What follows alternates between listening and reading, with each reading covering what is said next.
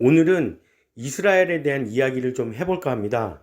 지난 8일 하마스에 억류되었던 이스라엘 국민 4명이 구조되었고, 이 작전을 수행하기 위한 공습으로 가자지구 주민 270명이 사망했다고 하죠. 그 270명 가운데 어린이가 64명이었고, 이에 이스라엘 장관이 사퇴하였다고 합니다. 그리고 이런 상황이 된 배경은 댓글에 링크를 걸어둘게요. 자, 이스라엘의 입장은 뭐냐? 모든 인질을 구출할 때까지 전쟁을 계속할 거다라는 입장입니다. 공습으로 인한 인명피해는 물론 지탄받아야 합니다. 근데 이스라엘과 팔레스타인인의 갈등, 그리고 그간의 전쟁, 역사, 주변국 이런 걸 다 알게 되면 이게 어느 한쪽 편을 들기에 참 애매하거든요. 그러나 국가라면 자국민이 타국에 의해 이런 상황에 부딪히면 국가로서의 역할을 해야 한다는 겁니다. 우린 이런 유사 상황을 겪었죠. 문정권 시절 가나 해적에게 납치되었다 풀려난 선원. 당시에 정부의 대응이 좀 아쉽다는 얘기도 있었지만 어쨌든 정부는 구하기 위해 최선을 다해야 하는 겁니다. 국가가 국민에게 4대 의무를 강요할 수 있는 가장 큰 이유예요. 자, 여기 또 한 사건이 있습니다. 바로 서해 공무원 피습 사건. 이 사건은 잊혀져서도 안 되고 반드시 책임을 물어야 하는 사건입니다. 대한민국 국민이 타국에 의해 죽었습니다. 월북이어도 이건 우리나라로 돌려보내서 우리나라가 처벌해야 하는 상황인 겁니다.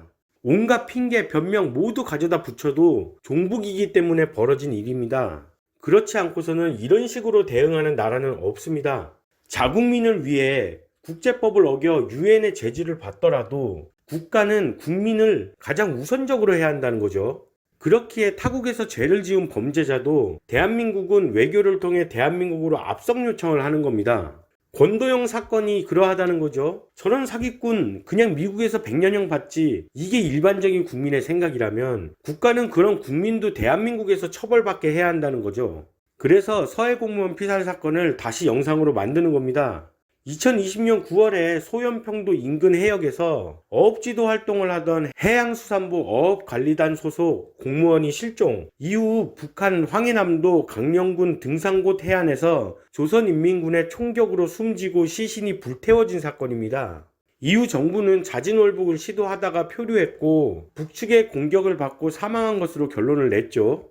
그리고 정말 이례적으로 김정은이 사과하기도 했습니다. 문재인은 고인의 아들에게 편지를 줬죠. 본인이 해결하겠다는 그런 내용입니다. 그러나 최종 월북으로 마무리되는 이 사건에 서해 공무원 가족들은 월북으로 판단되는 관련 자료를 열람해 달라고 했죠. 이후 문재인 정부는 끝까지 모른 척 했습니다. 보세요. 내 가족이 인민군에게 살해당하고 시신이 불태워졌는데 당연히 월북이 맞는지 확인을 해야 하지 않겠습니까?